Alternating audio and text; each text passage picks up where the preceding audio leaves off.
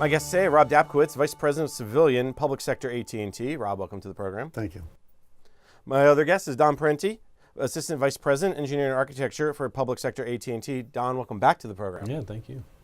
So break down the multi-layered defense, because for so long we've heard it's all about the data, but maybe there's more to it. You got to look at all aspects of your network and your IT assets, and you got to look at all those layers. And you do have to look at data in transit versus data at rest. I mean, you don't just encrypt it once. You got to make sure you're covering both ends of it. The network itself, we talked about MPLS. I mean, keeping the data off the internet is one very big step, first and foremost, and then making sure you put the right policies in place to make sure that the data that you've now taken off the internet is traversing the network in a way that's safe and secure to protect against insider threat.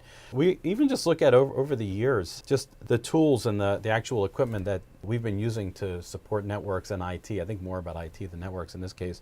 Were they secure? I mean, we start seeing these day zero or vulnerabilities in the chipsets and that sort of thing. So starting with a secure foundation really is the key. So you start with the secure foundation and just keep building layers on top of it.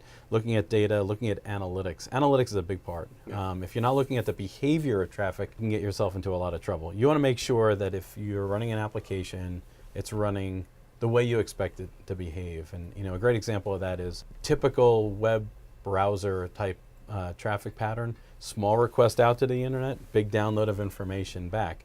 If you're monitoring the analytics and you see small request in and big load of data going out, there's an exfiltration attack going on, right? So those analytics are really important. The notion that 10, 15 years ago, everyone just had the same exact device on their desktop. Everyone had a Windows PC.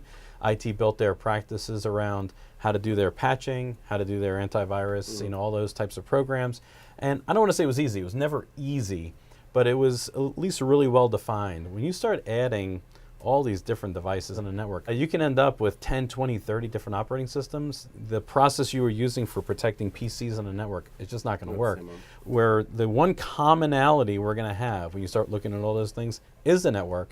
And using analytics, using the tools, using probes or whatever, you can look at behavior patterns and very, very quickly recognize that a device is not behaving the way it's supposed to. And then have the means to go and disconnect it, turn it off.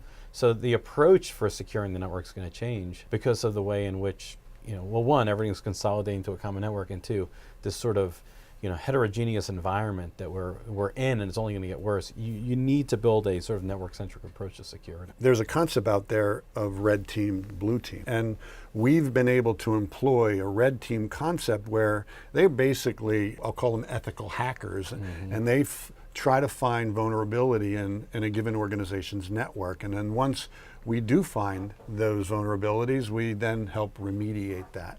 You would be astounded, Jason, how quickly it was before we found the vulnerability and were able to hack into that network. So those capabilities are extremely important. We offer those as a service for customers from a consulting engagement standpoint. And then the next step is once we find something, we have the products and services and wherewithal to recommend the resolution and solution.